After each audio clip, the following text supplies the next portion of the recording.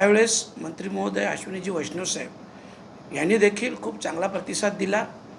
महाराष्ट्र शासनाबरोबर माननीय मुख्यमंत्री देवेंद्र फडणवीस साहेब यांच्याशीही त्यांची चर्चा चालू असल्याचं त्यांनी सांगितलं आणि मी देखील मधल्या काळात माननीय मुख्यमंत्री देवेंद्र फडणवीस साहेबांना भेटलो होतो।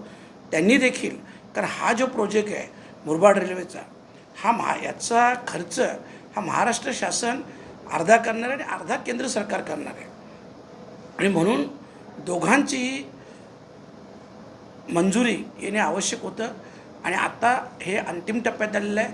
त्या दिवशी स्वतः अश्विनी वैष्णव साहेब बोलले की येत्या काही महिन्यातच म्हणजे 3 ते 4 महिन्यात याच बजेटमध्ये या कामाला मान्यता मिळवून देईल अशा प्रकारचं त्यांनी मला आश्वस्त केलेलं आहे। आणि खास करून दुसरे विषय जे होते की भिवंडी रेल्वे स्टेशनवरून अनेक बाहेरच्या गाड्या जातात परंतु त्या भिवंडी स्टेशनवर थांबत नाही जंक्शन असताना, हा देखील विषय घेतला आणि त्या विषयाला देखील त्यांनी मान्यता दिली आणि मला वाटतं हा विषय पुढील महिन्यातच मार्गी लागेल। कारण त्याच्यातून काहीतरी 7 गाड्या आहेत, 7मधून 3 गाड्यांचं तर त्यांनी त्वरित माहिती घेतली आणि त्या 3 गाड्यांचा थांबा हा पुढच्या महिन्यापासून चालू होईल। बदलापूरचा विषय होता, जे 3 प्लॅटफॉर्म आहेत, 3 प्लॅटफॉर्मवर शौचालयाची सुविधा असायला हवी, पाणपोई असणे आवश्यक आहे, खिडकीचा विषय घेतला। त्या विषयाला देखील अनुसरून आता सध्या GMची जागा खाली आहे कारण जे GM होते ते धर्मवीर मीनासाहेब यांचं अपघाती निधन झालं। ती जागा खाली असल्यामुळे येत्या 10-15 दिवसात ती जागा भरली जाईल आणि ती जागा भरल्यानंतर स्वतः मंत्री महोदयांनी सांगितलं का अधिवेशन संपल्यानंतर मुंबईला GM साहेबांसोबत मीटिंग होईल आणि सगळ्यात लोकसभा मतदारसंघातील जेही विषय असतील ते सगळे विषय हाताळले जातील आणि मार्गी लावले जातील। आणि खास करून या माध्यमातून मी आदरणीय मंत्री महोदयांचं आभार देखील व्यक्त केलं कारण बुलेट ट्रेनसारखा एवढा मोठा प्रोजेक्ट ज्याला अंडरपास मिळणं भरोडीचे ते शक्य नव्हता, जिथं बुलेट ट्रेनचं कारशेड बनतो आहे, परंतु ज्यावेळेस ही सगळी परिस्थिती मी माननीय मंत्री महोदयांना विस्तृतपणे सांगितली कारण सुरे असेल, बरोडे असेल, या गावात 4थीपर्यंत शाळा आहेत, 5वीला अंजूरला यायला लागतं आणि मेट्रो बुलेट ट्रेनच्या कारशेडमुळं हा साधारणतः 3.5-4 किलोमीटर अंतर वाढायचं आणि हे सगळं सांगितल्यानंतर त्यांनी देखील पॉझिटिव्हली घेऊन तशा सूचना दिल्या। MDने देखील तशा सूचना देऊन त्यांच्याकडून मान्यता मिळाली आहे आणि आता ही प्रोसिजर चालू आहे, ते देखील होईल।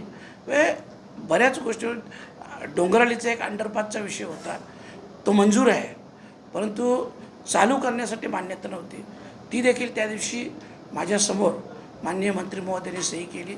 अशी विविध कामांबाबत सकारात्मक सहकार्य हे मंत्री महोदयांनी केलेलं आहे आणि येत्या काही महिन्यात ही कामं मार्गी लागतील।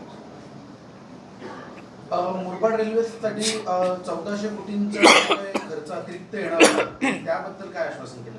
नाही, अतिरिक्त खर्च तुम्हाला सांगितलं, आता पूर्ण खर्च पकडूनच हा सगळा विषय चालू आहे आणि याच्यातून महाराष्ट्र सरकार आणि केंद्र सरकार हे दोघे 50-50% खर्च करणार आहेत। तर अनेक दिवसांपासून दिबा पाटलांचं प्रलंबित आहे, त्या संदर्भात आता आपण काय भूमिका घेणार आहोत? दिबा पाटील साहेबांच्या नामकरणाचा जो विषय आहे, खास करून मी सगळ्या भूमिपुत्रांना एक आनंदाची बातमी देईन की माझी मंत्री महोदय नायडू साहेबांसोबत भेट झाली, बैठक झाली, खूप चांगला प्रतिसाद त्यांनी दिला आणि येत्या 2 आठवड्याच्या आत ते त्यांच्याकडून जो प्रस्ताव आहे तो कॅबिनेटकडे पाठवणार अशा प्रकारचं आश्वासन त्यांनी दिलं आणि हे खूप महत्त्वाचं आहे कारण जोपर्यंत तो कॅबिनेटमध्ये जात नाही तोपर्यंत त्या प्रस्तावाला मान्यता मिळत नाही आणि म्हणून तो प्रस्ताव जर कॅबिनेटमध्ये गेला तर लवकरात लवकर तो विषय सुटेल आणि त्याच्याविषयी तेही खूप पॉझिटिव्हली आहेत।